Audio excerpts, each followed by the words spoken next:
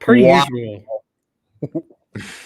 That your first time seeing the intro? Yes. There you go. That's quite the intro. It's a banger. It's a banger. We've had it for what? Oh, at least 10, 12 episodes now, 13. I don't know if it's been that long. I think we debuted it. Maybe the last time you were. Yeah, the last show you were on was, I think, the first time without it, or first time with it. So last time. Welcome back, Stefan. Thank you guys. It's a pleasure to be back. Yeah, you were spotlighting for a fantasy football show. How dare you?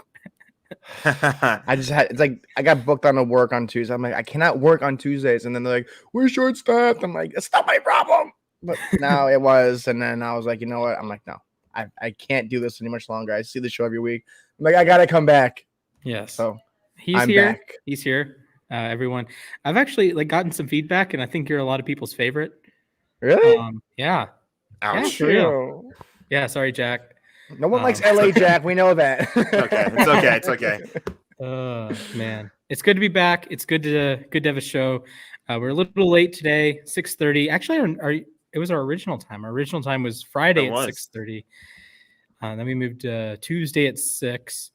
And now it's Tuesday at 6:30 for today. Next week, we should be back at 6 o'clock. But I do want to make an announcement. If you want to watch college football show, that's coming on at 7 Eastern. We have Zach, and we have a fantasy football show at 8, I think, right? At 8:30.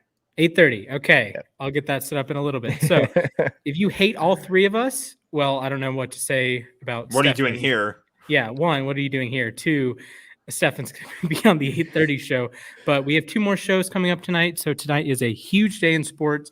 The NFL trade deadline happened. Jack has some banger comments there. Austin is right. Hot that I didn't intend to do that, but Austin is right here. We got the Maction today. We have Game 6 of the World Frickin' Series with my Bravos. They have a chance to close it out. I'm super excited. I think we get it done tonight. I think we do. I think Max Fried, you look at his last start against the Astros, first time through the order was a little rough, but he got it going, and he was starting to mow him down, second, third, fourth inning, fifth inning. And I think it showed a lot of moxie from him that he gets beat around in the first time through the order. And then all of a sudden, he's back and doing things.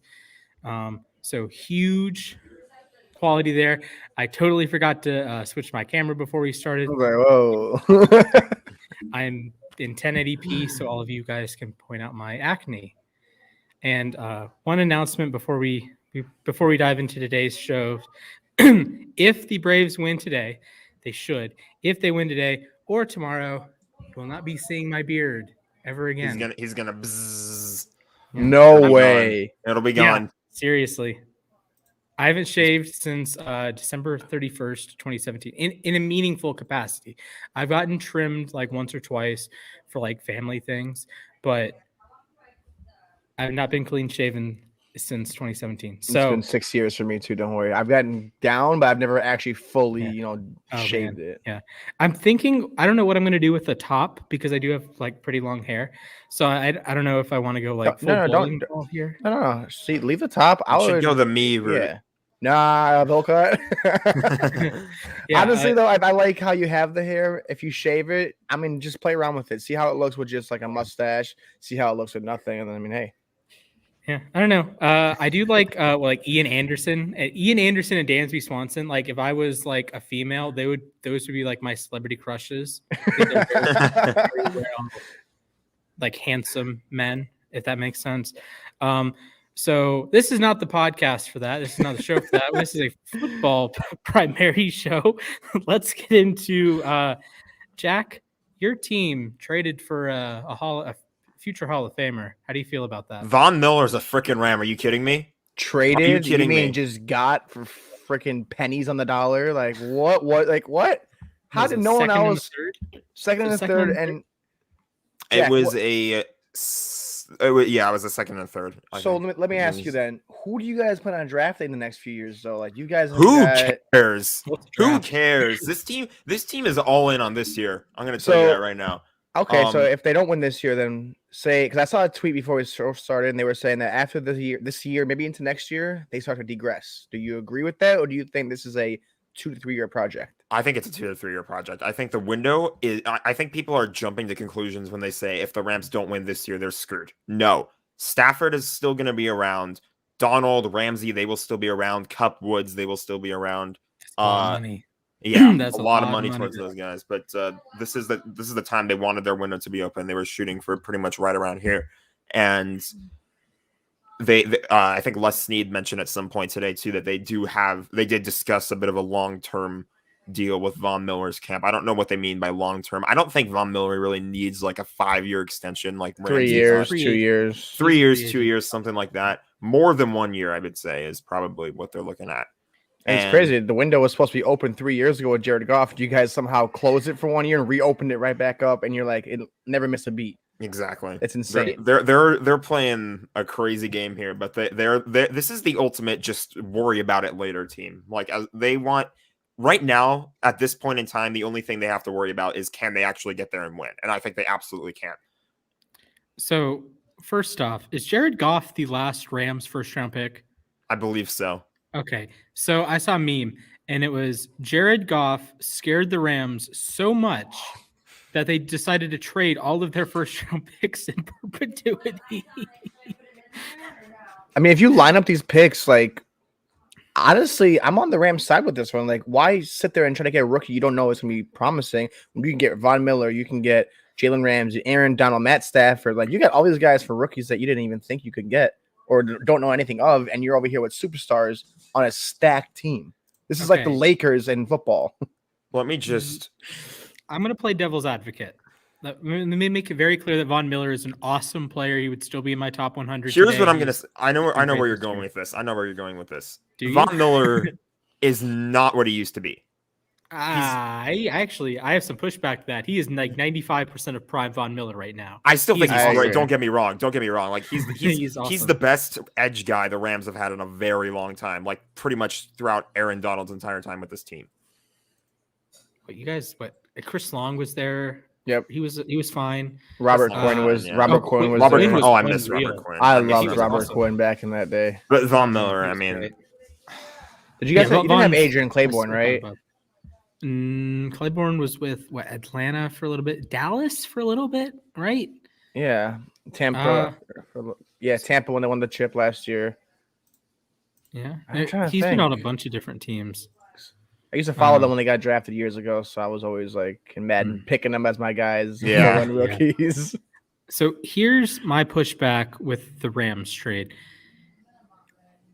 What's depth? Like, what is your depth? And yes, I get that you have an elite player in Von Miller, and yes, you have elite players in Jalen Ramsey and Aaron Donald and Stafford and Kupp, and Henderson's been great, and Andrew Whitworth is essentially Tom Brady but left tackle. But you have to ask yourself, like, look at the Bucs, right? The Bucs and the Rams, as far as I'm concerned, are they two like teams that I trust the most, right, to make the Super Bowl? I think they've gone about it in totally different directions, even though they're both loaded with star power. The Bucs might not have 3 potential top 20 players in Ramsey, Vaughn, Kupp, Donald. Like the Rams might have 5 guys in my top 30 come next June. The Bucs don't. The Bucs have like 10 guys that are from 31 to 100. So what is an injury to the Rams at any position seems catastrophic. Outside of running back, it really is testing your depth. We've seen with Tampa, they've had bulk injuries at corner and they've kept it afloat. Like they've had wide receivers miss time. They've kept it afloat. They've had guys on the defensive front miss time or just be terrible. Like Ndamukong Suh has just been awful this year. When we got to the recap for week 8, I was actually going to bring this point up because I think the Rams game this past Sunday is like a perfect example of what you're saying, because the Rams came in with all their starters and they were just like destroying the Texans. It was 38-0. And then the fourth quarter, they sit everybody. And next thing you know, the Texans scored 22 straight. And I was ever so slightly worried, just a little tiny bit worried that maybe something bad was going to happen. But there was too little time left in the game. I don't know. I don't know if it's possible to blow a 38-point lead in a quarter. Listen, Splash, we lost to the Jets. Anything can happen. Okay, that's true. Shout out to the Bengals too. Oh yeah, we'll get into that soon. Yeah. But I think you're making an absolutely fair point. Depth is definitely something the Rams are going to have to look at, because what if Von Miller does end up getting hurt? What if Kupp ends up getting hurt? And they just lost Desean Jackson. Like, you have to look at depth and kind of realize your second string team pretty much needs to be enough to come in and win you games at certain points. Right. So if you flip the Bucks then and the Rams, what's the record of the Rams? So if the Bucks and the Rams are healthy, Rams are going through the injuries that the Bucks are going through, say DB, just in general, are the records the same? Because the Bucks are, like you said, maintaining a high octane offense between a lackluster defense, but are still outscoring their opponents 30 points a game. But if the Rams say sustain an injury to Kupp, Ramsey, Donald, Stafford, Henderson, or Miller, is that going to help? Is that going to lose them more games than they should, or can they stay afloat with that for like the rest of the season? Because they're undoubtedly the healthiest team and the hottest team right now in the NFL, without a doubt. So one injury, does that derail? Well, right. But like, I honestly would take the Rams over Green Bay 9 times out of 10. This I think even with that one's fun. I just think it's fun. Yeah. Is that a game on the schedule this year? Yes, I believe so. Yeah, I hope so. The NFL have better made that a game on the schedule. Let me see. Yes, Let me that's see. gonna be What are we talking? Rams, Packers? Yeah. But that's on the schedule because the Packers have already played Seattle, San Fran, and they play Seattle in 2 weeks. November 28th. Okay, so we'll see That's November gonna be 28th. But I will take the Rams over them. I just don't know that if the Rams sustain the injuries that say the Bucks did, are they still 7-1? I don't think so. I think if you think so either. I think they're probably looking at like okay, some of the main injuries and the COVID stuff that the Bucks have had. They lost Antonio Brown. I think we can come to the conclusion Antonio Brown is the best receiver on that team. Yes. Fair. Yes, and because it's just inconsistent. But the Rams Bucks game was weird because because it was like Mike Evans was supposed to be their number one guy in the Rams Bucks game. They never targeted Mike Evans. Like the Rams and Bucks game was literally what the Saints and Bucks games was this last week. To me, like, as much as I want to be mad about that loss, I really can give two craps about that loss. They're still going to be there. I think the Saints are not going to be in the NFC Championship game. I had the Bucks versus Rams preseason. I was preaching it all year. I still think that will be the NFC Championship game because that offense is just too good. And the Saints, they're in New Orleans. They got their one win. They can sweep them for all I care. I don't think come playoff time that these teams outside of the Packers, Rams, and Bucks will put on that extra notch to like say, hey, this is our true form. This is what we truly do, and this is what we're going to do. Yeah, I think that's fair. Do you want to say I'm heartbroken for Jameis Winston? Yes. Like, I hate quarterback injuries. Like, even when Big Ben went down, when Baker missed a game, when Burrow tore his ACL, those guys are in my freaking division, and those actively help the Ravens. It sucks.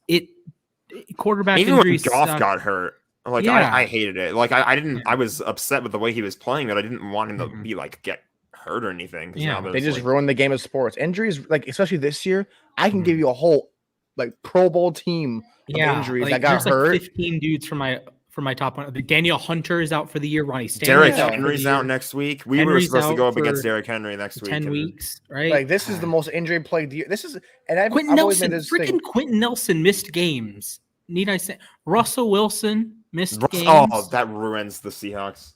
Dak Prescott missed a game. Then Derrick Henry, the little sprinkle on top, just makes it like this is, to me personally, this is the worst year in the NFL when it comes to health wise. I think I can remember in a long time. Last year was pretty bad. But I think this year, in terms of like star power going down, absolutely. My PSA to Rams fans out there: we need to be grateful that we have a healthy team because not a lot of other teams are as healthy as we are. So, prayers up to Jameis Winston. That was just awful, man. Like he was playing pretty well, and you're winning games, and it was a revenge game too. Michael Thomas is coming back soon. But that one's brutal. But to finish my Rams point, healthy in general, the team that wins the Super Bowl is the healthiest team. There are obvious exceptions to the rule, and we've seen teams in other sports like lose a star player and make a run. Right? You have say the 1999 New York Knicks without Patrick Ewing went to the NBA Finals, or the 2021 Braves without Ronald Acuna went to the World Series. We have things like that happen. Or even Nick Foles, Nick Foles won a Super Bowl. So those kind of things happen, but you have to have the infrastructure in the organization to make that happen. And I don't think the Rams have that. The Rams, if you're making a cake, the Rams cake looks really nice. The icing is perfect. The fondant on the top of the cake is perfect. The cursive lettering on the top of the cake is perfect. But what's underneath the icing? Is it an actual cake? Or is it? Jeez, we're getting into the cake memes again, aren't we, Splash? Yeah. Or is it? This is a Colin Coward thing. Or is it like a facade? Right. To display cake. How is the cake staying up? Are there like a bunch of wooden dowels in it holding it up, or is it structurally sound? We don't know that right now. We have not gotten to like take a slice out of that cake. We don't know if we're hitting plastic or if we're hitting cake. So. Von Miller, Jalen Ramsey, Aaron Donald, Matthew Stafford, Cooper Kupp, Andrew Whitworth, Robert Woods, Darrell Henderson. Just look at this. I can list off 1 million stars. Like that's insane. Wait, he's not number 40. Yeah, yes, he's he going to is. be number 40. He took 40. He got permission from the family of Elroy Hirsch, aka Crazy Legs. As much as I love that, this number. This irritates me. Like Mark Ingram wearing 14. What are you doing? Okay. In 58 was taken.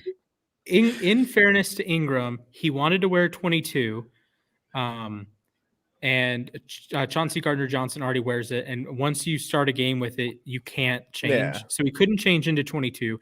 He wanted to wear 8. Sony Michel was almost 14 again. Yeah, but 14 these four. Like it works. Okay, it works for Kenneth Gainwell. Nice. It works for Kenneth Gainwell. Although both you and Chris totally whiffed on that one. Sorry, pal. Oh okay. boy. Why is first off, Von Miller is wearing 40 because he wore that in college, and Mark Ingram wanted to wear 22, right? But Chauncey Gardner-Johnson has it. He can't wear 2 because that's what Jameis wears. He wanted to wear 8 and get Archie Manning. Thank you, Chris. He wanted to wear 8. That's Archie Manning's old number, but they didn't get it worked out in time. And he said wearing 9 would be a little too weird. I wonder why. Single-digit numbers, man. I do. Okay, I like some of them. I like Elijah Moore in 8 is really nice. Yeah. Hollywood in 5. Ooh, baby girl, that one's beautiful. But then there's some like Patrick Queen in 6. I think there should be a requirement that you have to be good at football to wear a single-digit number unless you're a quarterback. And Patrick Queen, while he has played better the last few weeks, his first 20 games as an NFL player were some of the worst I've ever seen. But that's neither here nor there. Let's get into some hot takes because we totally skipped that segment we accidentally do from week to week. Listen, this was a big deal. We had to talk about it. So we addressed the title in the beginning for once. Yes, we did address the title in the beginning. So this is not clickbait. YouTube do not demonetize us. Speaking of, smash that like button, ladies and gentlemen. Ring that Le'Veon bell, that notification bell, so you see all of our shows when they go live. Zach's about to go live in like 10 minutes with a college football show. That's going to be a banger. Chris and Stefan are going to hop on a fantasy-themed show at 8:30 Eastern. You're going to hear my mouth on some of my sits and starts, too. So Kenneth Gainwell. I was mad about that one. They won 44-6, and Gainwell did practically nothing. You can support us. We have super chats open, super stickers open.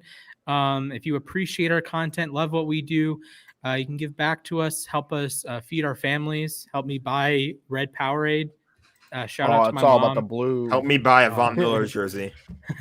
Yeah, my mom doesn't like me drinking Red Powerade. I don't remember. I don't remember the reason why. Maybe it's like the red dye in it. I don't know. The red dye might be, yeah. Maybe. Is my tongue red? No. It isn't. It's okay. not. Anyways. Hot takes. NFL hot takes, ladies and gentlemen. Skadoosh. Ooh, that was perfectly timed too. That was nice. All right, we got some banger hot takes today. Nick L., friend of the show. His Cardinals took the L the other day. Cardinals only lose 3 games this year. Let me see their schedule. So I need to see the schedule. they play the Russell Wilson Seahawks. Imagine Russell Wilson on the Rams. Oh my god. Okay, I'm gonna have my own hot Oof. take. Ladies and gentlemen, Frankie wants me to do more shorts, so I'm going to try to keep this into a minute. So at 20:30, I'm going to go. But Go. this is why Russell Wilson will win the NFL MVP. So he missed 3 games. I get that. Throw those out. He's about to lead the Seahawks on an unreal journey back to the playoffs. He was the best quarterback statistically the first 5 weeks of the season. Check the pass rating. It's 125. That's better than anything Aaron Rodgers has done, and he has the top 2 seasons ever, 2011 and 2020. Russell Wilson is going to come back to the Seahawks team. Tyler Lockett's angry. Geno Smith wasn't throwing the ball to him. DK Metcalf is angry.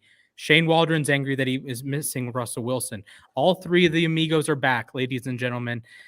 You are going to see an unreal Seattle Seahawks offense led by Russell Wilson. So far, he has 10 touchdowns, 1 interception. He back now? He has 0 turnover plays. He has a ton of big-time throws. He had one of the greatest games, one of the greatest halves I've ever seen against the Rams. He's going to do that to every defense the rest of the way, and he will win the 2021 NFL MVP. Book it. Bet it on hot takes. I want to know, Yeah. is he actually back Boom. now? I know he got the pin out of his finger, but I don't. Yep. I think he's 2 weeks away from returning. I think and They have the bye week this week, too. Oh, that helps a lot. So the Cardinals schedule, it's the 49ers. The first 3 games, by the way, they could be missing Kyler Murray. It could just be the first 1, it could be the first 2, or it could be the first 3. Murray's out for 1 to 3 weeks. They play the 49ers, the Panthers, the Seahawks, potentially with Russ. They play the Seahawks twice, potentially with Russ. They've got the Bears. I think they beat the Bears. The Rams. I think the Rams are going to not play as poorly as they did last time. They got the Lions. They should probably win that one. They got the Colts and the Cowboys, and then the Seahawks again. I don't know, man. I don't know. It's hard. It's tough to call. Kyler Murray was I think it was day to day, but I think that extra rest. They ruled him out 1 to 3 weeks. Wait, already? That's what they said. Yeah. That was Jay Glazer. I heard he got something That's what I heard, from at the least. last week. Oh, yeah, Glazer's got me he reps it Grain the of wrong salt, way. but okay. Question: who can the Cardinals beat with Colt McCoy instead of Kyler? Houston. No, Colt McCoy's their backup. It's not Chris Strevler anymore. No, it's Colt McCoy. So they've got San Francisco, Carolina, you said, and Seattle. I think with Colt McCoy, I think they can win the next 2. Yes, perfectly. Yes. 2 games. 2 and 1. I think Seattle, if with Russ, it's hard to beat a team with an elite quarterback when you don't have your own good quarterback. And that defense is suspect as much as Yeah, anything and else, too. I don't know if you guys watch Marcus Whitman, that franchise guy, but he made a point the other day with Arizona losing J.J. Watt that they lost a lot of physicality and leadership on that defense, and they just felt kind of soft. And Aaron Jones had a big day. A.J. Dillon had a big day. And it just felt like they weren't really doing the things. Okay, thanks, Mom. We knew it was the red dye. Yeah, that pesky red dye. We are not sponsored. But at the end of the day, I do think Arizona has a very talented team, but it does kind of give me Charger vibes. So let me explain. So the Chargers have gotten blasted the last 2 weeks. I know they only lost by 3 to the Patriots, but it's the Patriots. You should not lose to the Patriots. You are sitting in a situation that I don't think other teams necessarily take the Cardinals seriously now. I don't think they're going to take the Cardinals seriously moving forward. I don't think they take the Chargers seriously moving forward because it's that soft defense. That offensive line is a little shaky. The Chargers have a rookie left tackle who's awesome, but he's a rookie left tackle. The other spots are a little shaky. Lindsley hasn't been quite as good as he was last year. And then you look at Arizona, and Rodney Hudson was a huge add. He's injured. J.J. Watt was a huge add. He's done for the year. So you have to ask yourself, who are they going to just out physical? And I don't think there's many teams that are going to out physical. They can out finesse you, yes, but I think losing Watt and losing Hudson, you are in a really bad situation moving forward just based on how soft you can be up front. And they're right about the leadership part too, I think. You lose so much leadership with JJ Watt. I think he's like a really good. He's like known, I think, for being a really good guy in the locker room too. So he was the heart of the defense. He walked into that locker room and was the heart of the defense. They have absolutely. like defensive player of the year caliber Chandler Jones, a top 10 pick Isaiah Simmons, Buda Baker's an all-pro, Byron Murphy's been great, but no, JJ Watt walked in that building. Everyone in that building turned and like practically saluted to JJ Watt. Like DeAndre Hopkins knows what's up. Every leader in that locker room before Isn't JJ Hopkins Watt, hurt too? He has no designation for injury, but he is. He had a hammy against Green Bay. And he honestly he forced himself back in the game, and the coaches were like, "Where's Hopkins? He's out there running routes." Like, what are you doing?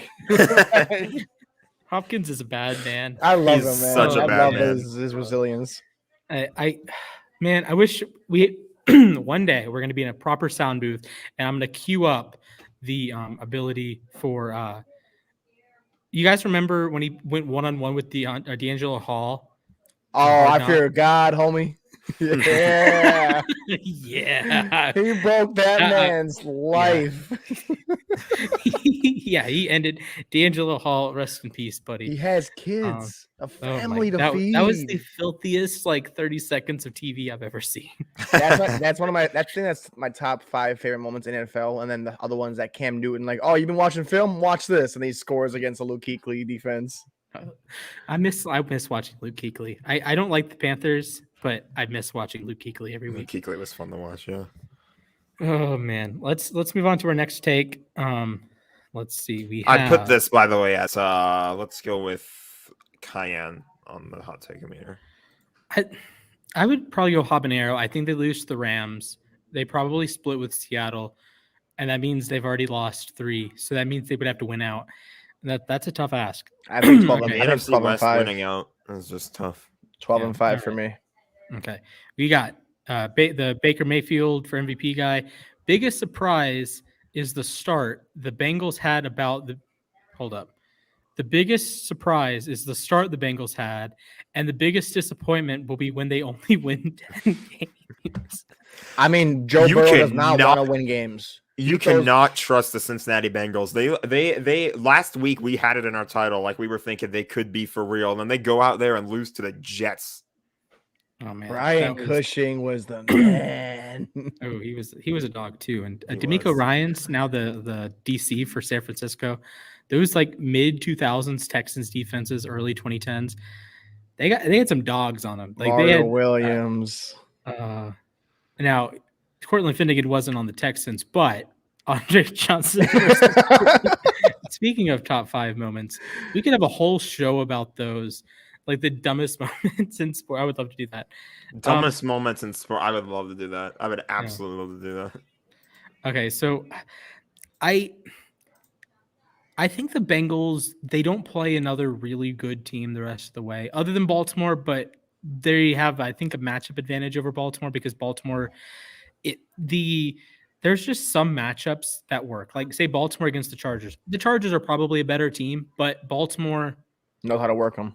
Yeah, they're so physical at the point of attack that, especially on offense, that the Chargers who don't care about stopping the run, they just don't. They actively put themselves in worse positions to stop the run, and you're going to allow 170 yards to a team that couldn't run the ball for a few weeks.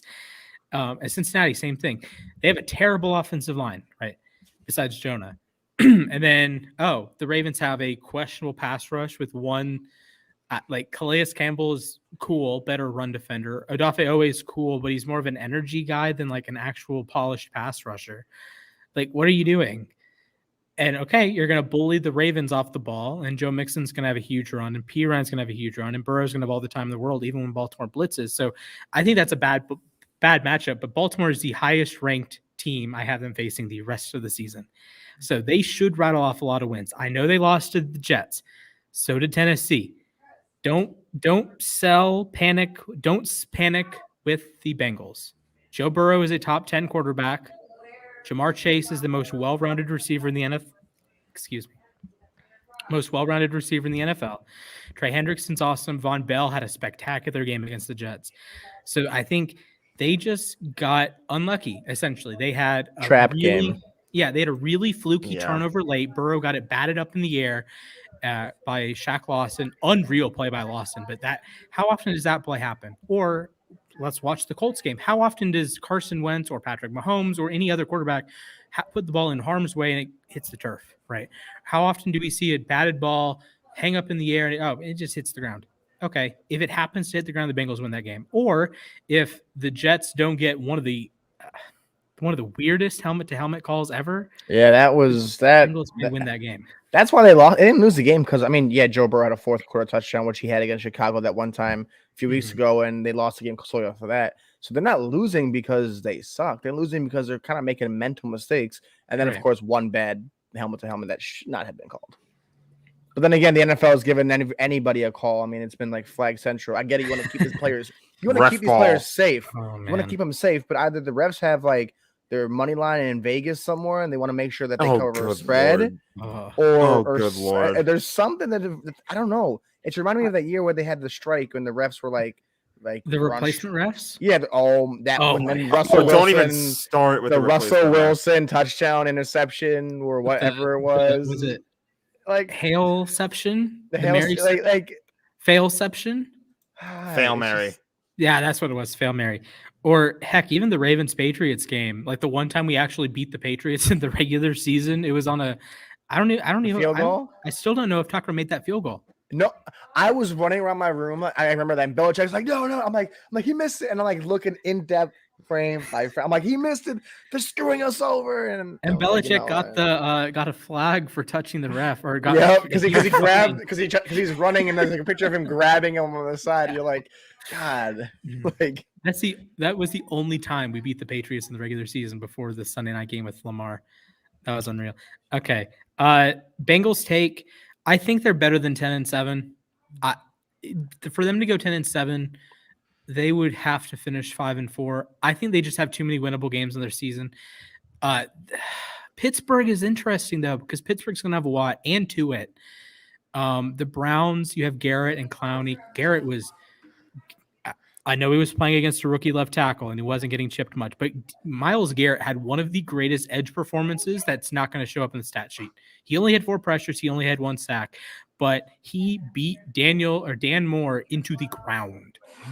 Like, there are a few matchups that were as decisive as that one. Like offensive linemen generally win their matchups.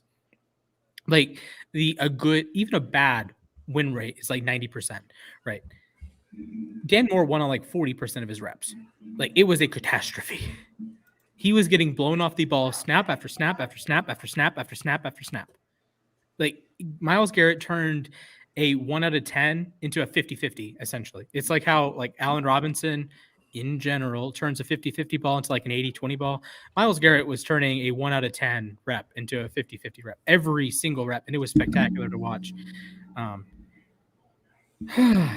So with that said, I'm going to say this is more of a hotter take. I'm going to say Habanero here because I think there's a lot of winnable games for them. There's a lot of winnable games. I think it would take a lot of mistakes or things to go wrong for them to finish. They're not beating the Ravens again, though. With 5, no. That I will say with confidence. I don't know. I don't think Baltimore might be better, but I don't think Baltimore matches up well. Although I will say it did get a little out of hand at the end because Baltimore is chasing the game. So I don't think that was a real 24-point loss. I think it's more like a 14-point loss. Same thing with the Chargers. I don't think that was a real 28-point win. It is more like a 17-point win. If that makes sense, right? Like how the Rams. No, there's certain points where the game's over. Against the Bucks, where it's like, I'm like, okay, you know what? At this point, like the game was over when it was 21-14. Or no, 28-14, where it's literally the Rams this week again. Yeah, exactly. 48-0. Like, okay, full stop. That's the game. Houston covered. Houston was down 38 and they covered in the fourth quarter. I bet they had money on it in Vegas too. Like I'm like, oh, the Rams are gonna shut them out 70-0. I'm like 22. I'm like, wait, what's going on right now? And like you said, 17. If you bet plus 17 on Houston, you were down in the dumps for 59 minutes and 50 seconds, essentially. And then Houston has this last gasp touchdown. It's like, how does that happen? Just Like how? morale Backups. boost. What Backups. morale? You guys are And they and, traded freaking Mark Ingram, and Brandon Cooks is sitting there like, help me. Brandon Cooks Help is still special, me. by the way. He Brandon made a Cooks hell is of a nice. catch. He made Brandon a hell Cooks of a is catch. going to at get the end. 1,000 yards with Davis Mills throwing him the football. Well, I think Tyrod should be I back think they this just want to week, do that with him. I think they want to just sit there and go, let's see what team he doesn't get 1,000 yards on. Like They were guy just is- being nice to their former teammate. That's my explanation for that. You're not wrong. You're not wrong. Okay, let's continue because, as always, this segment drags on. All right. Chef Squill, friend of the show, he has a show coming live tomorrow at 5 p.m. Eastern. He and Colton. Bengals beat the Ravens. True. Jets beat the Bengals. True. That means the Jets are the best team in the AFC. They also beat the Titans.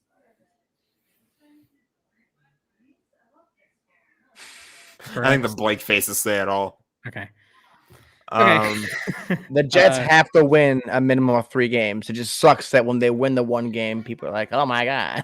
I think they're 2-0 against teams that are above 500 and 0-5 against teams. You know what? You want to know the funny stat? The Jets coming into this week coming out of this week are the first team all season to win after being down double digits with 5 minutes left in the game. They scored 14 in 1 minute. I was like, "What is going on? Yeah, who is Mike White? Yeah, like, who are you?" Oh man, I remember the Jets show. Like they were talking about Mike White coming into the season, and they were like, "Why is Mike White our number 2 quarterback?" Well, he has as many wins as now he's your number 1 quarterback. Yeah, he's the Jacob Eason that we thought what Jacob Eason should have Mike been. White fan club. Let's go. Man, we really whiffed on Jacob Eason. We whiffed so hard on Jacob Eason. Oh, no, man. the Colts, they baited us on that one. They baited us so hard on that one. He had like a 30 PFF grade. Do you know how hard it is to get a 30 PFF grade when you're not Patrick Queen? It's like seriously. It was so weird seeing like him finally come in and get some playing action week 2, and I'm like, oh wait, now I got to root for him to lose because the Rams trying to hold on to the lead, and then Jalen picked him off. Okay. We have Connor. Also a friend of the show. He did the Dolphin dive for a few episodes. The Dolphins are a disappointment. I think that's a pretty safe. That's very fair. Safe. Yes, they were supposed to be a good team too, but I don't know why they disrespect Tua so much. It's not even funny. Like if I was Tua, I'd want to get out of that team because they don't respect you. They just were waiting to toss you to the first team that gets them good deal. My thing is, I was expecting Brian Flores to have a good year. I thought he was going to lead them really well defensively, and That's it just been a mess. has not. I don't understand why it's been a mess. Okay, let me pause. Offensively, I get it. Terrible coaching. Understand that. Terrible line play. But defensively, you have Xavier Howard. You have Byron Jones. Emmanuel Ogbah is playing really well. Jerome Baker is a good football player. Javon Holland had some good weeks. Why do you suck? Why can't you stop the Falcons? You know, why did you lose to the Jaguars? Falcons. They lost to the Jaguars. But the question is though, are they like the biggest because they went from a 10-win team to a 1-win team? Like, are they the biggest flip team in the NFL right now? I have to say it's Washington. It's probably Washington, but I think Washington at least has the caveat of they're using a backup quarterback. But Taylor Heineke and Ryan Fitzpatrick aren't good quarterbacks to begin with. But the defense has been such a disappointment this year. Like Chase Young finally did something. Week 8. When I tweeted about Chase Young forcing the fumble, I was like, "Damn, this is the first time in a long time I've said anything about Chase Young." Anybody, honestly. I mean, but if they lose, besides Jonathan Allen, Jonathan Allen's been awesome this year. If Miami loses this week, it's gotta be like what the hell? Sorry, what the heck is going on? You're losing to Houston. This is like a make or break, I think, for the season. If they lose to you, Tyrod might be back though. Tyrod has a really good record against Miami. Right. Is this it for their season if they lose this next game? I think their season's already toast because you just look at you have to win out pretty much for any hope of the playoffs. Yeah. And what's their draft situation? I mean, are they gonna get a top 5, top 10 pick? They do have San Francisco's pick. Okay. San Francisco's wonky this year too. They're gonna get a 15th-ish pick, so obviously not 2 like they might get, but it's bad in Miami. If you're Miami, this is a huge 5 days because they play Houston on Sunday, and then they play the Ravens at home on Thursday Night Football. One, they don't have a very good history against the Ravens, but that could go. They could be 1-9 in 9 days, folks. In a heartbeat. This is a team that. Who did the Lions play this week? Nobody The on a bye Lions week. are on a bye. They're gonna still lose though, but it doesn't matter. Yeah, good point. The Miami Dolphins might be the first team to clinch a losing record this year because the Lions don't play until the Sunday afterwards. One So good let that thing sink about in. the Lions. Yay. Yeah, go Lions. Yeah, the Lions. 10-6. I think the Lions are more fun to watch than the Dolphins right now, honestly. I don't know about that. I don't like watching Jared Goff. I think Tua. Yeah, is but actually Dan like a Campbell- solid quarter- Yeah, Dan Campbell does some fun stuff, as I've seen That's in true. person, but That's or not true. in person, but you know what I mean. That's true. Uh, I don't know. I do like what I see from Tua for the most part. He didn't play very well this week, but the last few weeks he'd been solid. So let's continue rolling through the hot takes. I love how this takes like the entire. we're show. dragging on like way too long. We gotta keep. Oh man. this- Okay. we got a whole thumbs up, thumbs down too, so we gotta get Oh going. boy. Okay, here we go. This is from Gotzep, GOETZP. Steelers are playoff caliber. Nope. Don't even try me. Pepper X. Give me someone. Give me Jabril Peppers on IR. I don't care. Oh, I hate that Pepper. I guess I went off on that last week because I had to change 2 articles because Peppers got hurt. Pittsburgh's defenses, their offense isn't, and that's the thing that worries me because they are definitely a team that can like say beat Baltimore, beat Cleveland, beat Cincinnati. Like I agree, and potentially win the division. They're not out of it. They're only a game and a half behind Baltimore right now, and they have 2 games to play against Baltimore. But I guess they're just 1 game behind Baltimore. They're 4-3. So you look at the defense, and Minka is kind of trending in the right direction. TJ Watt is unbelievable. They're getting to it back. Cam Hayward is grading out better than Aaron Donald this year by 0.1 points, but that's beside the point. But offensively, Ben Roethlisberger. I don't trust Ben. I don't trust him. They lost Juju for the year. Yeah, I do think the Juju injury is kind of a blessing in disguise because now you don't have as many cooks in the kitchen. I think they were over capacity with terms of like good players on the offense. So now you take a step back and say, okay, Claypool get involved, Deontay get involved, Najee get involved, good to go, right? As opposed to saying like, okay, we have to get everyone touches. This is why say I'm not thrilled with Sammy Watkins coming back, for example, because you have a nice trio of pass catchers with Andrews, Bateman, and Hollywood. And now you're kind of saying, okay, Sammy Watkins was pretty good for the first 5 weeks of the season. How are we going to use him the rest of the year? Do you really need to use him the rest of the year? I don't know the answer to that question. I think Pittsburgh did get themselves into a situation that they kind of had too many cooks in the kitchen. And I think their offense is a tiny bit better without Juju than with Juju, because I don't think any of them are alphas, like Antonio Brown level or Le'Veon Bell level alphas. Like those guys are superstars. I think Deontay can be a star. I think Claypool can be a star, but they're just like really, really good receivers as opposed to alphas, right? Yeah. So I don't necessarily trust Pittsburgh. That's my issue there. Okay, so Bam Bam says the biggest surprise of the season is the Lions. Interesting. Biggest disappointment of the season is the Panthers. I actually don't hate that. I don't hate that entirely. Like I think some people thought the Lions would be better than 0-7, 0-8, whatever it is. Ugh. I think that the Panthers. I think I expected a little bit more out of the Panthers too. Not too much more because I don't think Sam Darnold is an interesting quarterback to me. Yeah, he throws all logic out the window. I think when you have a quarterback that's he was very good against Atlanta, I'll give him that. But when you have a quarterback that has as low of a floor as Sam Darnold does, just with the decision making, things like that, you run into issues. Like this is say why Denver isn't very good. This is why I say Pittsburgh isn't very good in a large scheme of things, because you're so limited at quarterback. Can Ben have a good game? Yes. Can Teddy have a good game? Yes. Can Darnold have a good game? Yes. Can Darnold have the second best PFF grade in a week? Yes, absolutely. Can he have the best? Sure.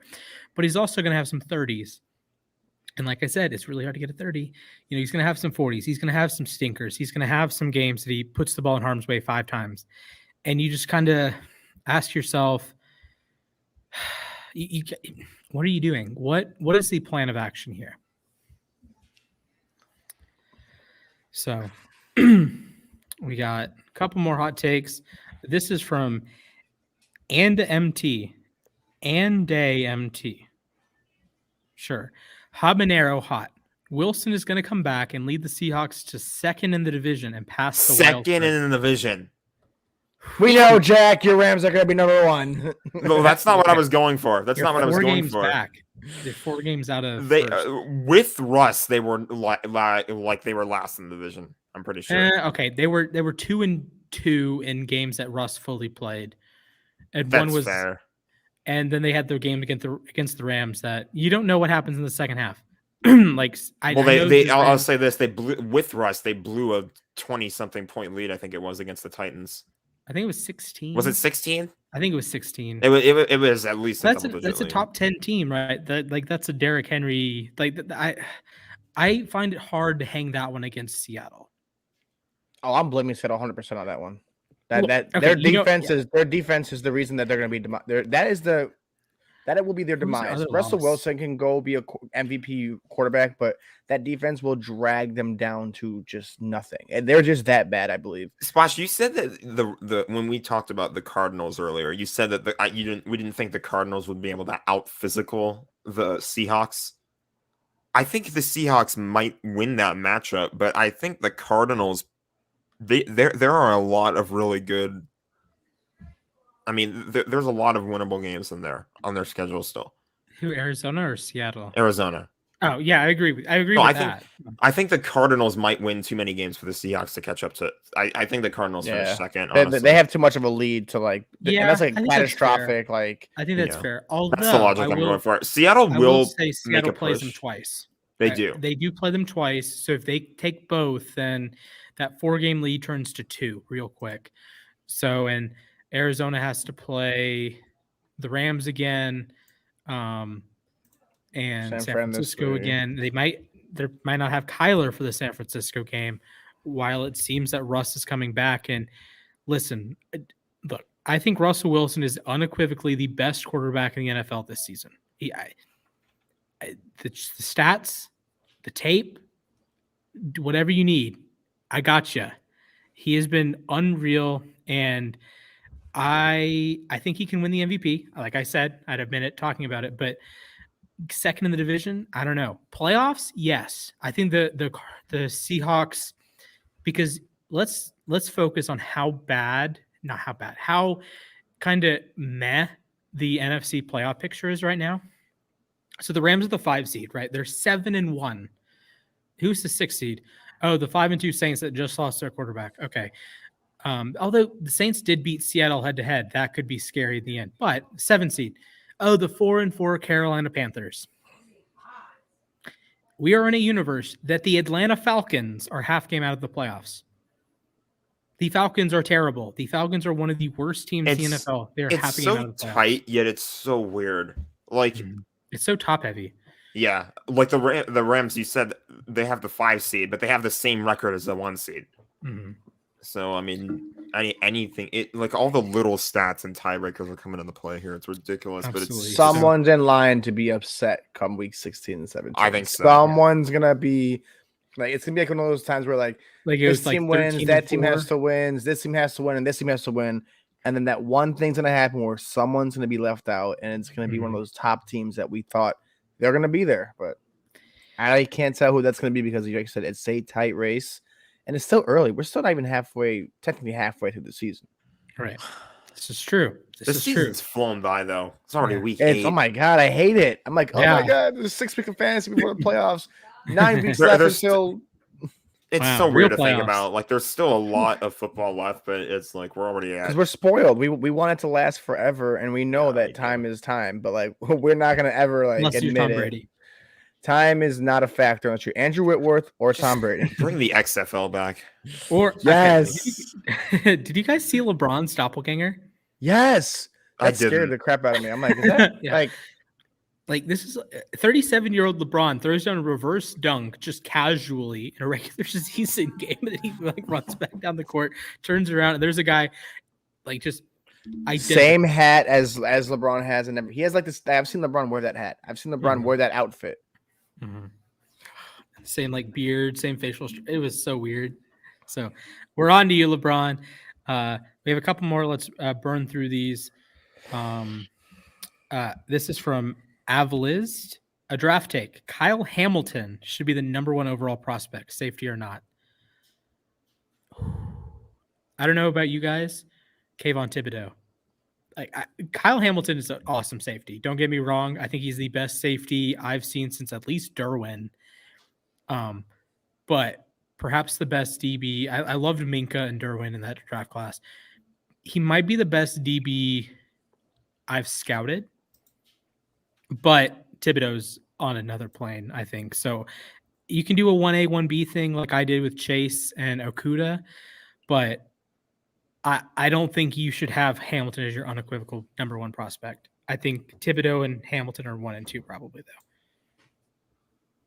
I'm going to just trust you on this because you know how I feel about I'm such a college casual. So.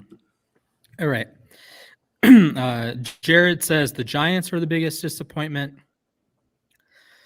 I don't think so. But I think the Giants are the Giants. I didn't expect them to win more than 7 games, to be honest. That team just is. We expect the Giants to be a disappointment every year. Good point. Maybe slightly better than they were, but they did compete yesterday. I was very happy with that. They did, but the Chiefs are such a mess right now. Michigan State got 3rd overall. Let's go. Where's Cincy? Sorry. Oh, Cincy's out of the top 5. What? They've got Georgia, Alabama, Oregon, and Michigan State. Or Georgia, Alabama, Michigan State, Oregon.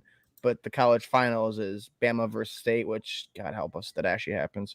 And Georgia versus Oregon. Because that was, 38-0 the last time, or was it 38-7? Anytime that Bama played a Michigan team, they whopped them like they were nothing. Tiksa, yes, MSU. Let's go green, go white. Ladies and gentlemen, Cincinnati should be number 2.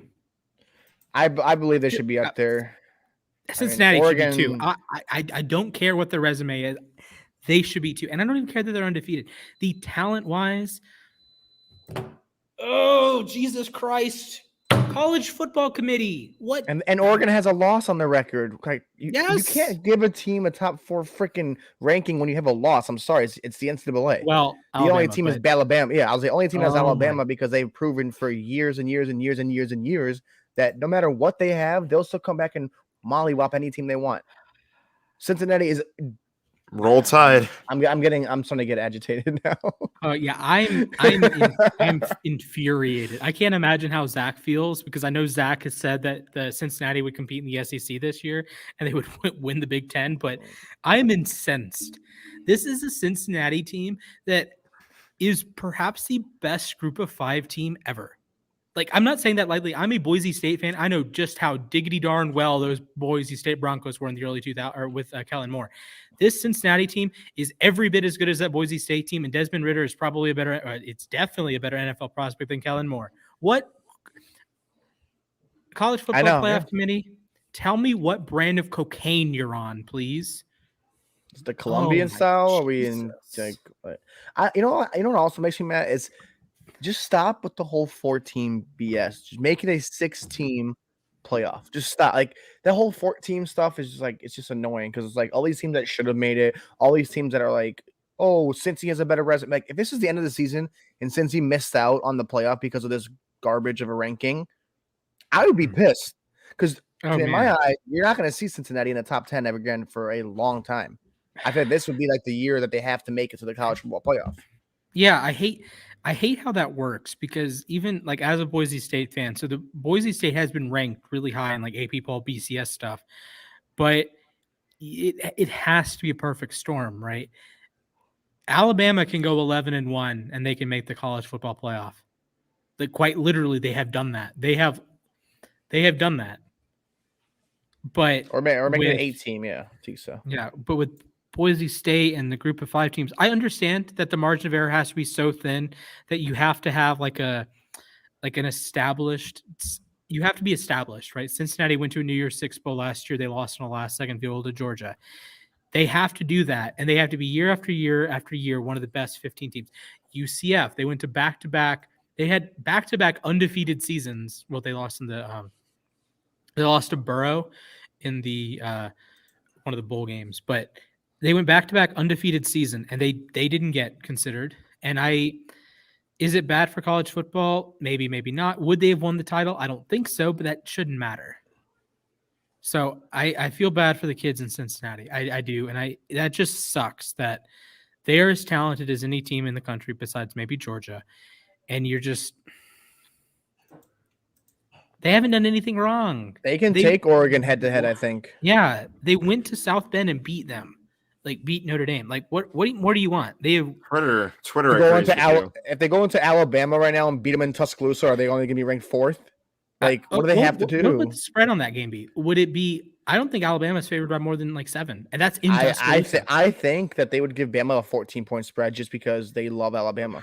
Okay, and like that's valid. That's valid. That Texas A&M game, like that was a lot closer than everyone thought it was going to be, and they're giving them a 19-point spread. Penn State had a 19-point spread against I think it was Illinois. Yeah. Like sometimes they do Shout out this. to Illinois for winning that game though. They do this, and it's like, what do you like?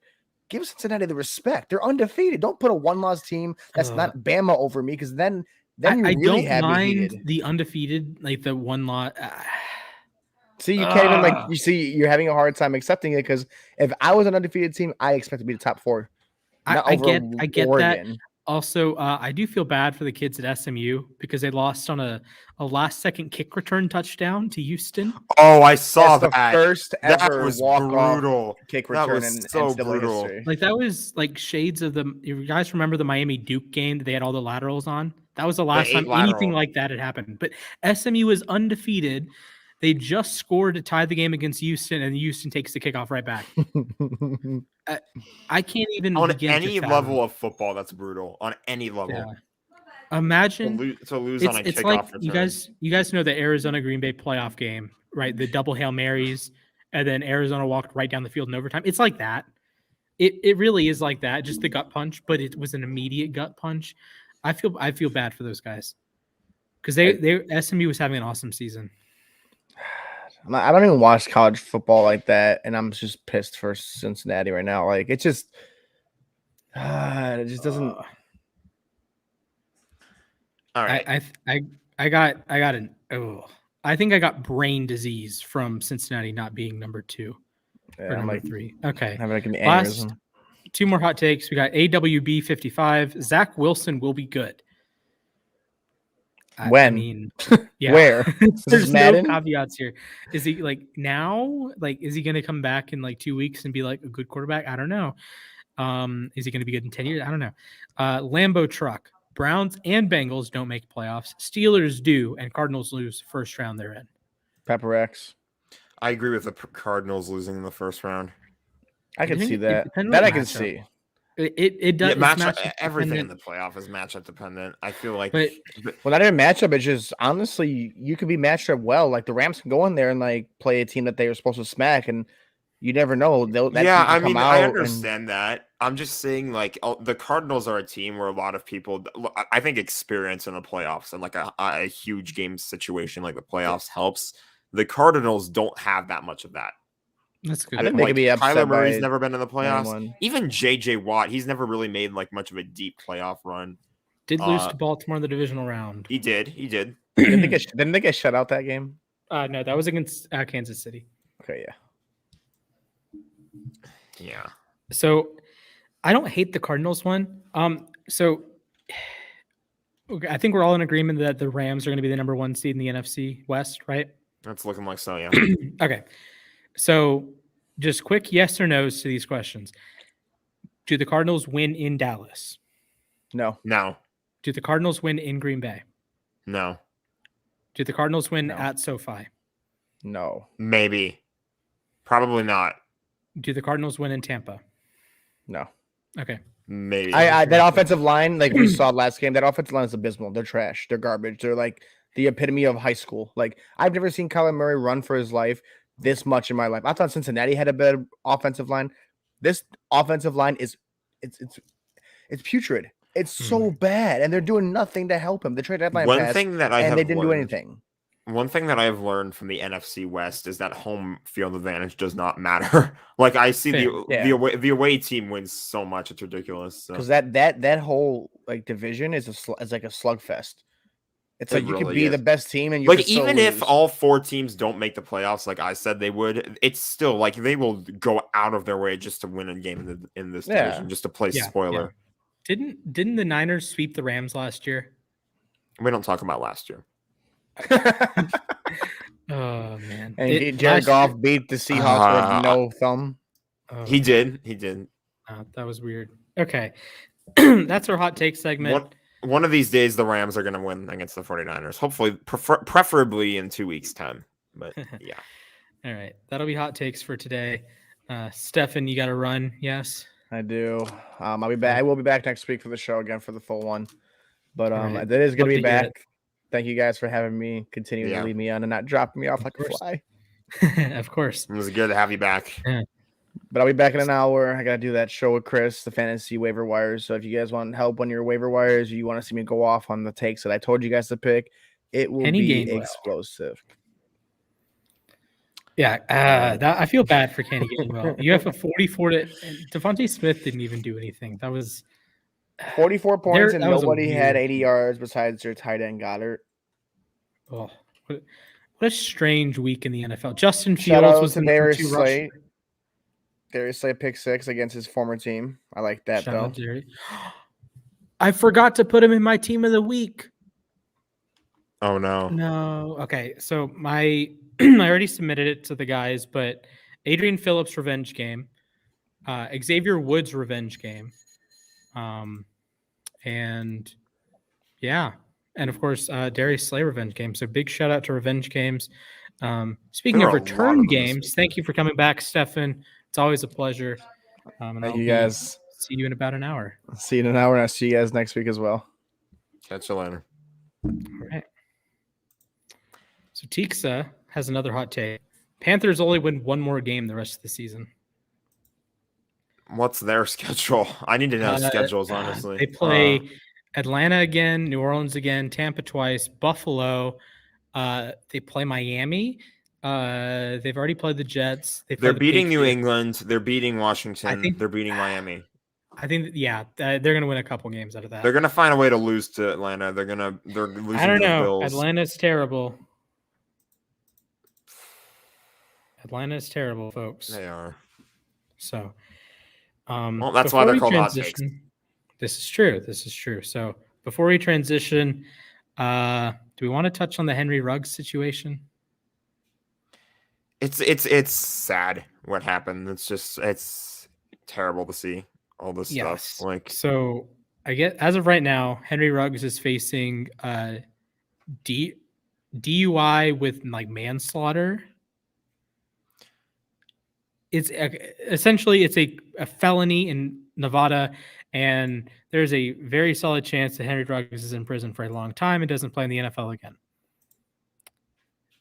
I think that's all we need to say about it. Do not drunk drive. Yeah.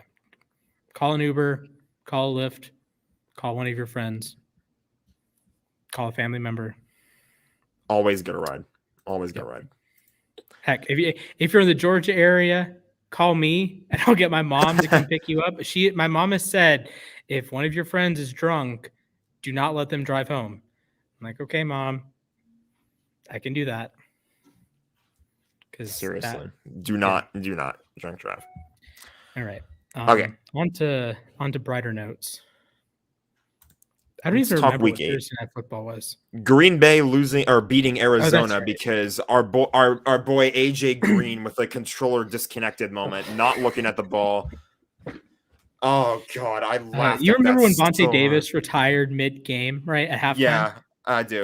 AJ Green retired mid-route. He retired on the last play of the fourth quarter. Man, if all he has to do is actually, here's the best part. If he does anything, even if he drops the pass, Arizona can kick a field goal. If he actively sucks at his job, Arizona's fine. Arizona's totally fine. But he does nothing. He doesn't even try to And they do his lose. job. They do Do nothing. you want to know how shocking this was? This was Shout out shocking to enough. Rasul Douglas. Huge shout out to him. Yes, huge shout out. But this was so shocking, it got Joe Buck screaming. Oh. Like his voice level just went up. Like he was, oh jeez. That was Joe. Oh, I don't know how much of the World Series you've watched, but I think Joe Buck's been on one this series. He's been great. Joe Buck has been getting better as of late, I think. Yeah. Ever since they I gave think him he's always been pretty good for baseball. Football is hit or miss, but he's pretty solid. He did good during the Rams Seahawks game on Thursday night. He did good during the Rams Bucks game too. I think he's been fine. Hasn't been as bad as he used to be. Yeah. All right. What Sunday games do we want to touch on, or do we want to jump into Monday night first? I already kind of made excuses for the Rams. I said that the Texans put up 22 on their backups. Oh, that was the only thing I have to complain about. The only other thing I have to complain about that one is special teams, because the special teams again got fooled on an onside kick.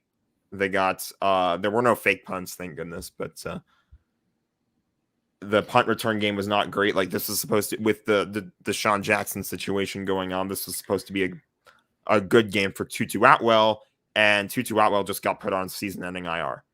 So it's not. You not. hear my Desean Jackson take? Go ahead. Okay. The Baltimore Ravens should sign Desean Jackson. Why? 3 reasons why. First off, he would be a mentor for Hollywood Brown, who is essentially Desean Jackson at this point, and Devin Duvernay. Superstar or super speed guys that need to learn how to run deep routes. Desean Jackson is the king of doing that. He is as good as anyone in NFL history. He's on that Tyreek Hill, Jerry Rice, Randy Moss ethereal plane of deep touchdowns. Yes, believe it.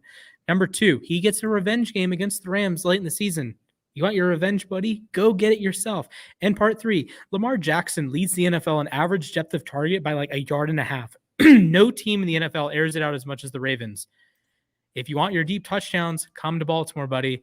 Desean Jackson should join the Ravens. I know Baltimore doesn't need wide receivers, but it's always a nice contingency plan, and it's always helpful to have another guy. Again, mentor Hollywood, mentor Duvernay. Boom. Yeah, I think he would be a good fit for like a year, but I feel like he's a short-term guy at this point in his career. Oh yeah, 100%. Yeah, and he wants the bag. Like I thought he wanted to. I thought this was a kind of a selfish move, because it felt like he came here and he wanted to get paid a little bit more than what he was. Mm-hmm. It was just a mess. So I guess Les Snead described it as a failed experiment. I can understand that. I thought he had a couple nice plays though. He had a couple nice. Yeah, nice play against in primetime, right? Against he was just running through the defense. I forget who it was against, but was it Seattle? Yeah, because he like kind of beat what's his name, but kind of. Yeah, that's his name. What did I say? You didn't say anything. You stuttered. Okay. He kind of beat the Seattle dude. Okay, He mostly beat the Seattle defense. He got them inside the 10. Anyway, overall though, the Rams, this was a game they were supposed to dominate, and they did.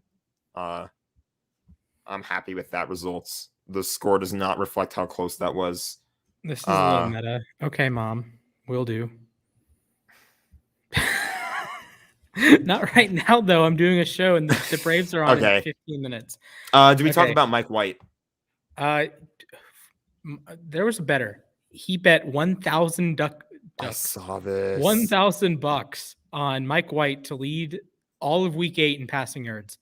Mike White delivered. Mike White had 405 yards and 3 touchdowns. 405 yards.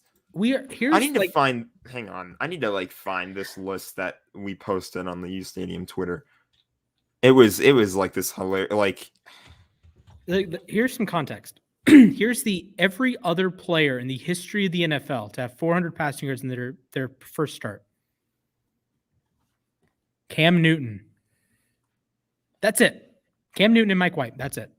How many guys have thrown for 400 yards this season? Brady, Derek Carr, I think Dak, Lamar, Joe Burrow, Mike White. The top 5 passers on Sunday: number 1, Mike White at 405. Number 2, Tom Brady at 375. Number 3, Cooper Rush at 325. We'll get into that soon. Yeah. Number 4, Jimmy Garoppolo at 322. Number 5, Davis Mills at 310. What a list. What a list. What a list. How do you think Cooper Rush played on Sunday? I didn't love it, but I didn't love it either, but I thought he showed up when he needed to. During like the most important drives of that game, I thought he showed up pretty well. I thought that's it was a very defensive game. There were some weird moments for sure. There was one play where it's like Rush I don't did even have remember what happened. what a terrible interception. Xavier Woods got him was one. garbage. But I think Rush had 4 oh hey Henry, Mike White. Mike White is the greatest football to ever touch it. Okay. Man. Yeah, Mike White. I do have some pushback with White and Rush. They're backups for a reason. They didn't play like anything more than backups. Yeah. Say what you will about them winning games. I understand that. But at the end of the day, Mike White got incredibly lucky that the Bengals didn't pick six him on one of his throws. He missed a wheel route, and just the Bengal guy was sitting there, or the Bengals defender was sitting there. Just otherwise, that's a pick six. Say what you will about his 2 interceptions; those were tipped. I gotcha. Cooper Rush, I think, led the week in turnover-worthy plays. Like he had 4. He had 4. So that was just kind of strange. Yes, they did win, but both of them didn't grade out particularly well. And I think I do want to say that if my throat wasn't hurting right now, I would be doing a lot of choke emojis for the Minnesota Vikings, because that's why they were purple. They choke. Oh my! The Ravens were purple. I have 2 teams that I support. The Kings were purple. So the Lakers were purple. Okay. So I Ladies and should gentlemen, make that joke, but there is nothing as cowardly as what the Vikings did on Sunday night. I can't remember a time that I was less impressed with a team that should be good. Like, I get losing. Baltimore lost by 24. Cool. There are teams that get curbs. The Bills have lost twice. The Titans lost to the Jets. The Bengals lost to the Jets. Worst loss of the season, hands down, is Vikings against Dallas. You get Cooper Rush at home, Sunday night, prime time. Everything is going in your direction, and you decide on Halloween, nonetheless, we're going to play super conservative. Why are you doing that, Mike Zimmer? I think that's a fireable offense. I think Zimmer should be canned. Yes. This was on my Twitter feed. I was discussing it. Shout out to Holden, friend of the show. I was talking about it with him. We were both like, we compared Mike Zimmer to Pete Carroll. Like, the same things have been going on with those 2 teams, and they're just stagnant. I like that was fireable, honestly. Yeah. That was ugly.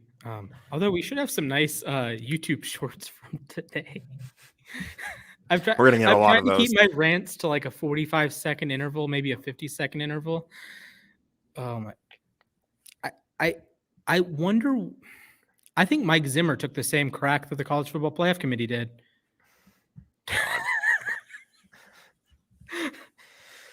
Oh, jeez. Every time I've mentioned crack, I could probably go to someone in Phoenix and get some. Oh my goodness. Okay. Let's talk Monday night. The Chiefs are back? Question mark. Very large question mark. I think it's very what's the word I'm looking for? It's a microcosm of the Chiefs season, sort of, or what they've been through as of late. How they opened the game on their first drive looking solid. That was a solid opening drive. I thought it was pretty much a good drive. Everything and it ends with an end zone pick. Tipped actually way up in the air. Mahomes, exactly like the Joe Burrow interception. Yeah, I think Mahomes does deserve some blame there, because he threw that one. He threw a missile off the helmet and it was up in such the a air. Short throw too. He did not need to throw it that hard. It was weird, and then Daniel Jones gives it right back on the second play. Someone in the AFC North group chat said, "Oh, I bet Daniel Jones is going to throw a pick on the second play of the game." Whoop-de-doo. So, man, Daniel Sorensen might be the worst player in the NFL. I think we're at that point we can have the conversation. actually, we're probably past the point of conversation, but I don't know if any player actively hurts their team more. I think the Chiefs would be better off playing 11 on 10. I listen, I've made a lot of 11 on 10 jokes. The last week in my articles, I wrote the Ravens would have been better off 11 on 6. I genuinely believe right now that the Chiefs would be better off with like a stick figure drawing of Daniel Sorensen than actual Daniel Sorensen. I said this with AJ Green that if he does his job poorly, the Cardinals are fine. Daniel Sorensen does his job so poorly that not having a guy in that role in the first place is more beneficial to your organization. I don't know, man. Creed Humphrey grades out well. He is like a 90 PFF grade so far. So continues to make me jealous. I love what Brian Allen's doing this year. I love what Rob Havenstein's doing this year. I love what Andrew Whitworth is doing this year. But I still wish we had Creed Humphrey. But that's just my jealousy talking. Anyway, ironically enough, we traded. Actually, no, we didn't trade the pick that became Creed Humphrey. We traded the pick that became Nick Bolton. But we could have had Creed Humphrey. But Bradley Boseman's been fine this year. I'm not opposed to it. Would I prefer Boseman at left guard, Humphrey at center? Maybe, but whatever. Any other games you want to talk about in any depth? Let me see. I know we have a couple more segments that we want to run through. Yeah, we do have thumbs up, thumbs down coming up in just a second. I think we pretty much touched on most of them. Pittsburgh got a good win in Cleveland. Bill Belichick is really good at making young quarterbacks look confused as hell. Justin Herbert had a laughable game. The last 2 weeks, he's just been two of the last 3 weeks, he's been atrocious. On brand. Denver, Chargers, if you ask I me. think all of Denver's players bet on Washington this weekend, besides Justin Simmons. That was Denver. Washington was one of the worst games of football I think I've ever seen. It was so bad. Just Melvin Gordon was giving the game away. Teddy Bridgewater was giving the game away. Carolina, good win over Atlanta. Atlanta, what the heck are you doing? Like, I actually made a joke. Apparently. Yeah. So we can move on to a little discussion about the World Series. I made a joke Saturday, and all Georgia fans got mad at me. I said, I hope Georgia loses because I know how Georgia sports work. Only one of them is allowed to win on a given day. Well, both Georgia and the Braves won on Saturday, and then the Falcons and Braves lost on Sunday. So I guess I'm stupid, but nothing changed there. So go Braves tonight. They start in about 15 minutes. Max Fried. I'm gonna do a solo for a second. Go ahead. Oh, wait, I didn't do it right. There we go. Max Fried, buddy, it's your time. It's your time for your World Series moment. Ozzy, you need your World Series moment as well. Almost everyone else in the lineup has gotten their World Series moment. Freddie Freeman, go-ahead home run. Jorge Soler, leadoff home run to start the World Series. Go-ahead home run in Game 4. Dansby Swanson, game-tying home run in Game 4. Austin Riley, he's come up huge in big moments. Adam Duvall had a grand slam to break open Game 5. But today, Fried, buddy, we need you. You're going to go pitch the game of your life. You're going to channel that energy you had your last few innings against Houston, your last start. You're going to channel what you had, what you brought early in the playoffs, what you did against Milwaukee, what you did in your first start against the Dodgers. We're going to go get this done. We're going to bring a title home to Atlanta. Let's do it. It's time. Atlanta needs another title. The last major title. It's not even in the major four sports. Their last title was an MLS Cup. Yes. Atlanta United won MLS Cup in 2017. And that's been it. So go Braves. They need to get something. And anything to watch the Astros lose. Amen to that. That being said, it's time to resurrect thumbs up, thumbs down. If I can find the thing. Here we go. We've got the NBA revealing. We're on sportslogos.net. That's probably my favorite website ever. The NBA dropped. Website is might be Sporkle.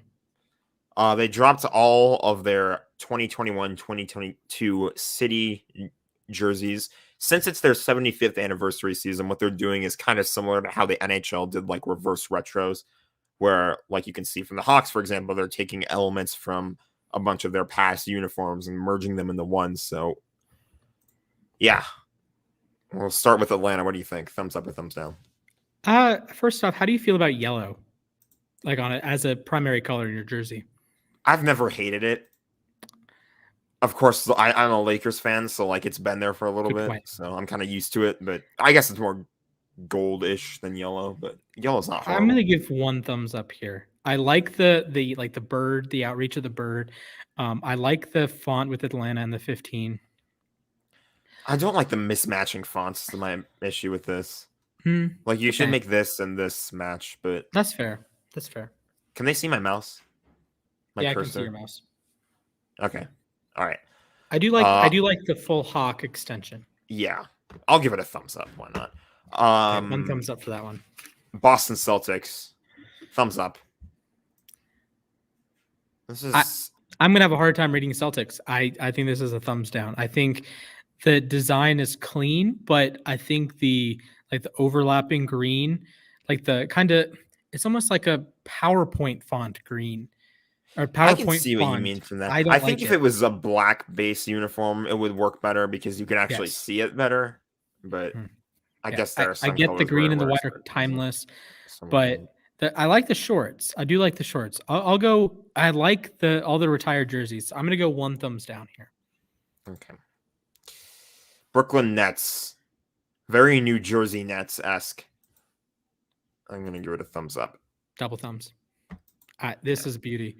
I like the font. I like the number. I like the stars. I like I like the short shorts and the guy in the top right. Yeah.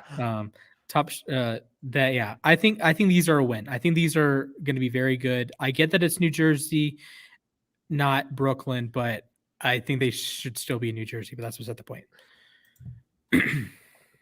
Charlotte Hornets. I'm going to give this a thumbs up. I actually really like what they did with this. I have my reservations about the gradient jerseys. These are, I'm going to say 1.5 thumbs up. I don't think they're as good as the Brooklyn ones, but I would wear these. Yeah, we need more gradients in basketball. It doesn't necessarily need to be a honeycomb. I used to, when I made like customized teams in NBA, I would always do like a honeycomb pattern. Yeah, I wouldn't do a gradient honeycomb, but this is clever. I honestly like how this turned out. I like it. I would wear it. When Frankie gets me my money for my jersey, I might be buying that one. Not the bone jersey, huh? The bone Van like Jefferson bone. jersey. Chicago Bulls. Okay. I love the DC. First of all, I love the DC flag. I love any Chicago flag. I love the Chicago flag. Anything to do with the Chicago flag, I'm all for it. I have to pass on these jerseys though. I do like how they have the six trophies in the bottom right, but I'm gonna have to pass. I'm gonna say 1 thumbs down. I think they're red. I think it's a little tacky. A little minimalistic, a little too much red. Yeah. I don't know if that's like, is that the same bright red as like the old Bulls? Because if that's, it doesn't say.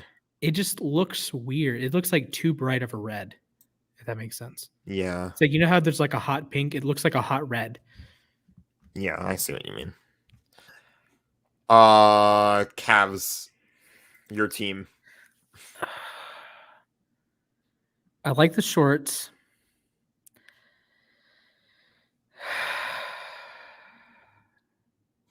I'm just frustrated, man.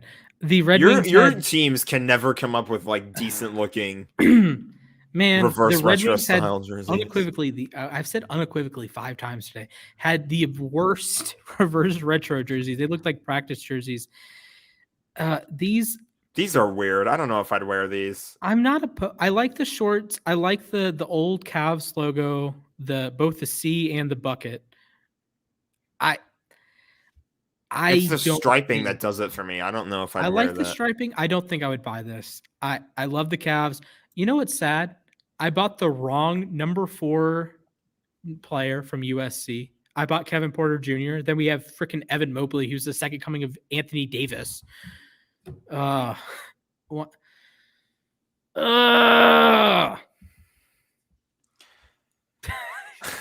Cavs don't like the center logo.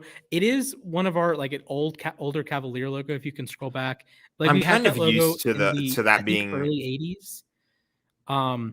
or the 70s and 80s. I don't mind that. I just think the color of it is off. It's kind of like the Boston one. I'm used to sort of there like the whole Golden State Warriors doing that, like the centered circle logo. Mm-hmm. Go Cavs. They've actually been playing pretty well this season, so I'm happy. That's good. Mavs is a thumbs up for me.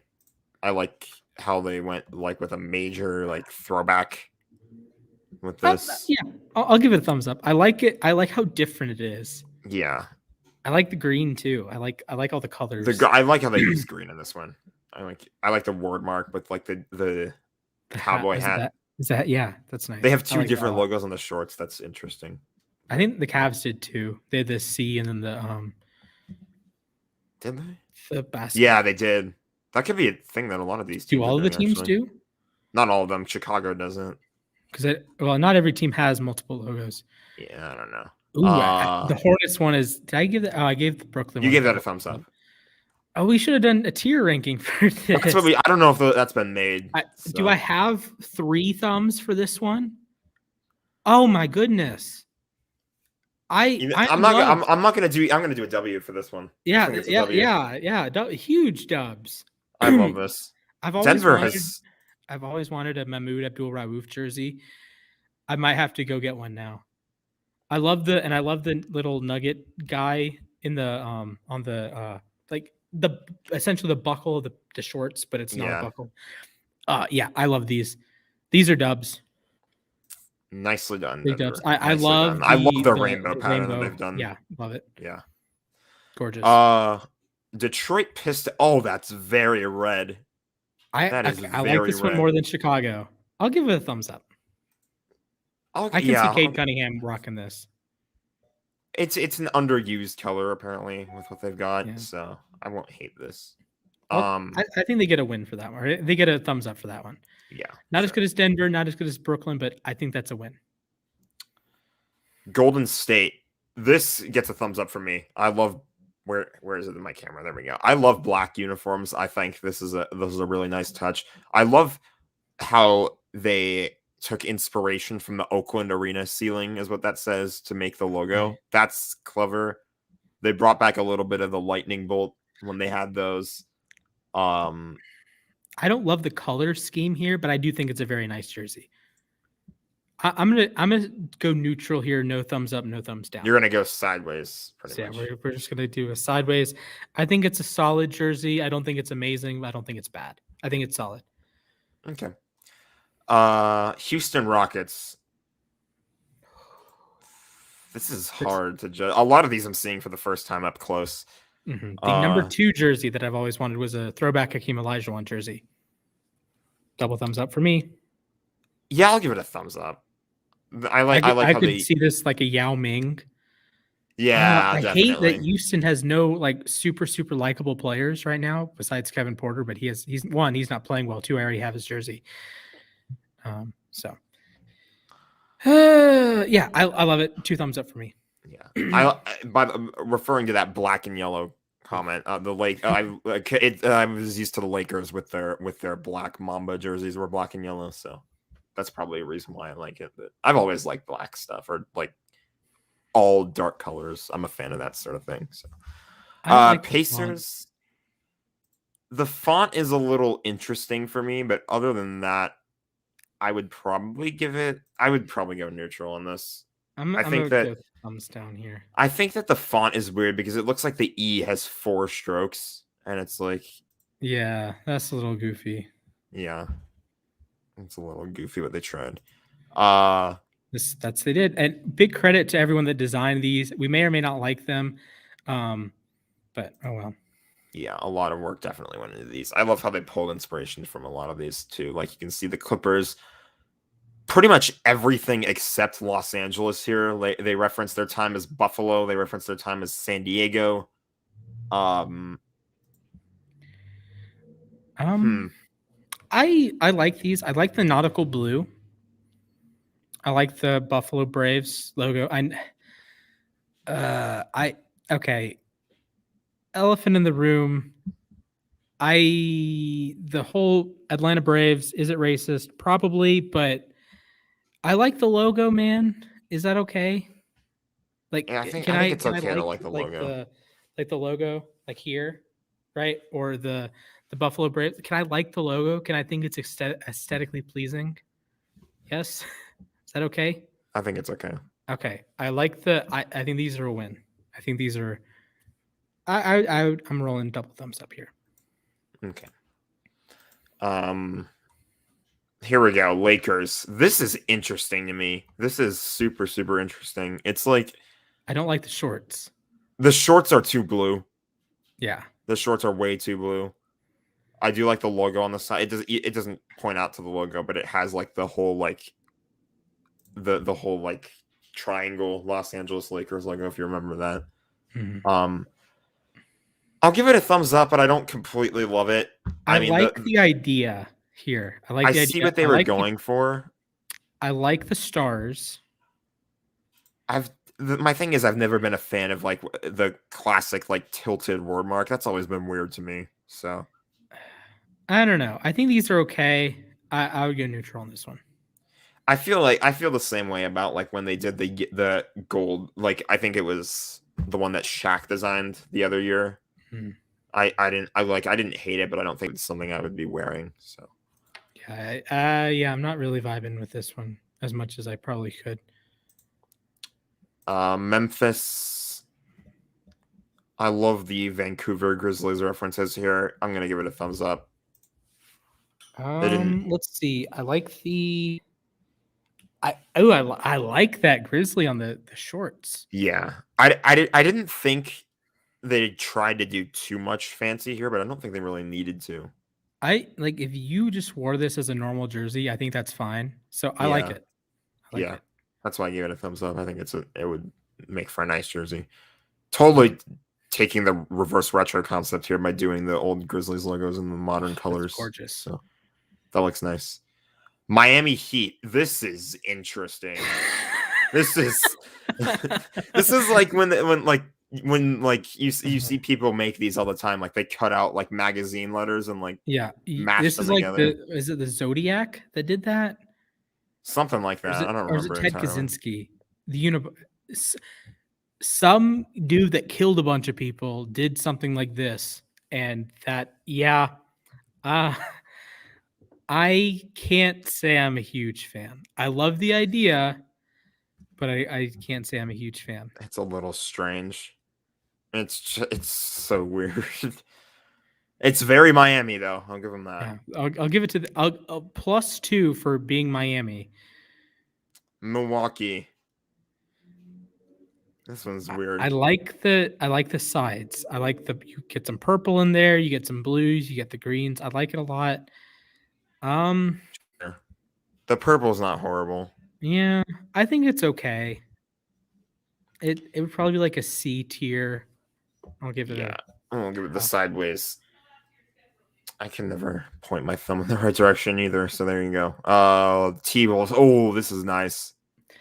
This is nice. Oh, I wish they'd gone with a slightly darker green. Slightly darker green, sure, but aside from that, I think it's good. I think it's good. A slightly darker green, and you're getting a double thumbs up. But you'll give it a single? Yeah, single thumbs up. Sure, single thumbs up. I'm not even on frame, but there you go. I said Pacers. I meant Pelicans. Welcome to the Detroit Red Wings section of the video.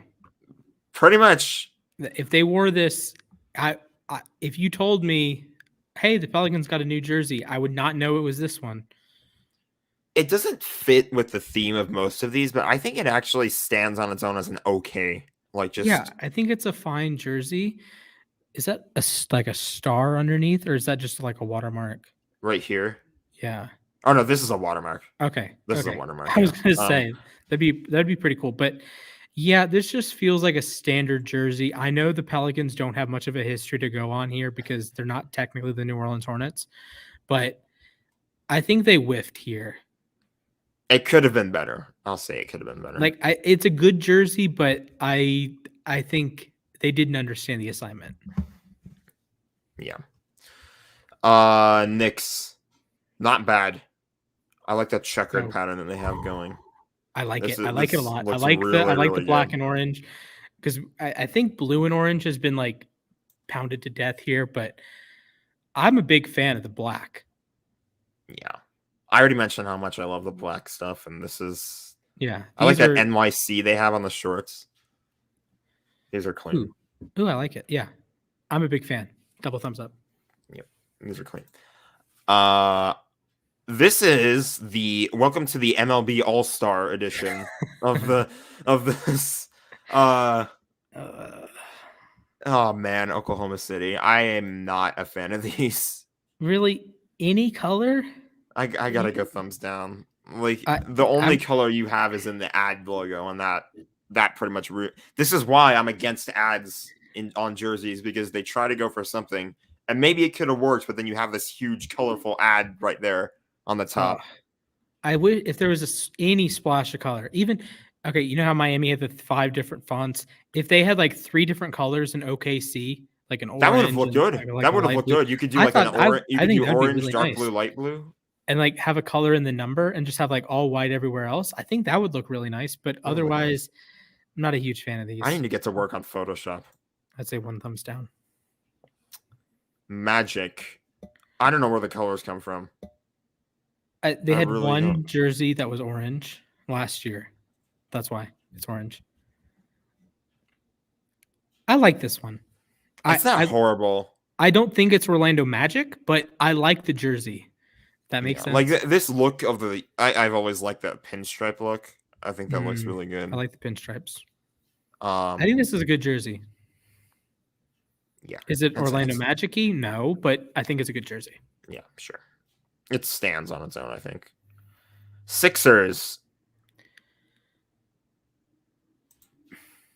Is Spectrum the brand? This is not the brand. It's the arena, right? This is the arena, the old Philadelphia Spectrum. This is this is a win. This is a double thumbs up. I think that's a nice touch. That's a really, really clean touch. They have the logo on the shorts too. I like this. I love this logo. Yes.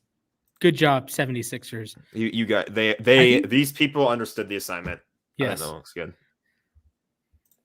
I do want to point out that I think with the Pelicans, they don't have much history, so this is kind of like the Vegas Golden Knights. Like it's hard for them to have a reverse retro, like the Golden Knights went when they did their reverse retro. They went to like an old team that played in the area that wasn't even in the NHL or something like that, or like the Red Wings. It's hard to you can't really reverse retro red and white. Yeah, so you can't. So the Phoenix Suns simply brought back their jerseys from last season. I don't believe there were any changes. To me, that's not a problem because I think they look nice. I really need to like these. I don't like the shorts. I don't like the word mark with the Suns. I think I would like it more if it was Suns or Phoenix or even PHK or PHX. That's fair. I don't like the Valley though. I like the color scheme. Pixel design that they have going. I like this. I think this is a nice design, but just the word mark needs to be a little bit better. I'll go halfway. But yeah, halfway I think is fair. Portland Trail Blazers.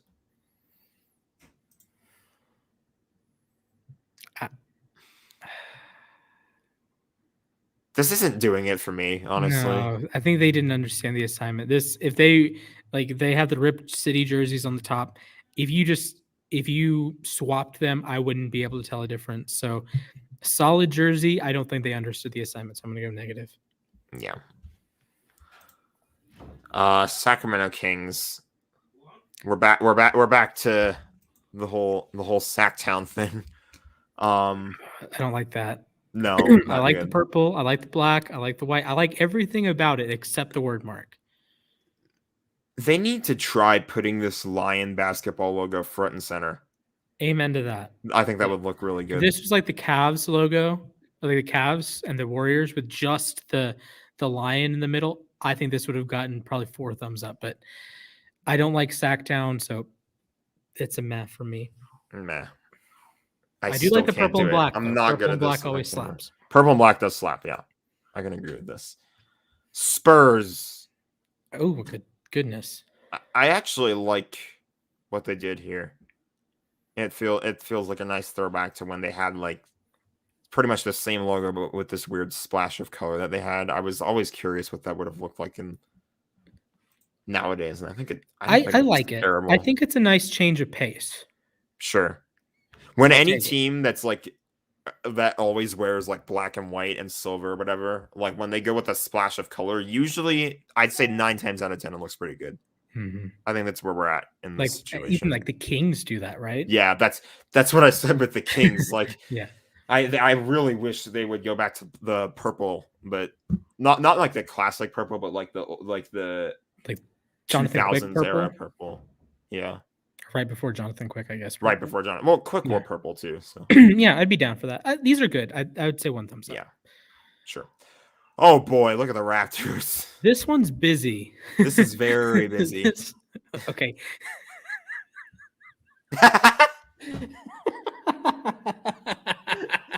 Comment of the day from Teeksa.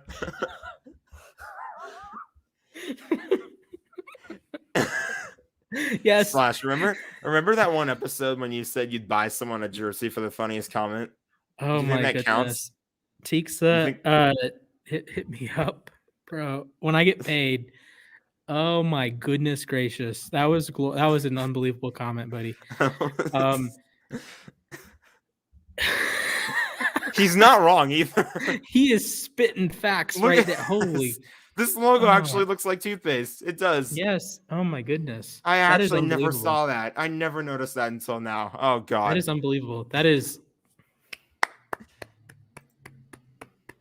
Anyway, Raptors. These are This busy. one's busy.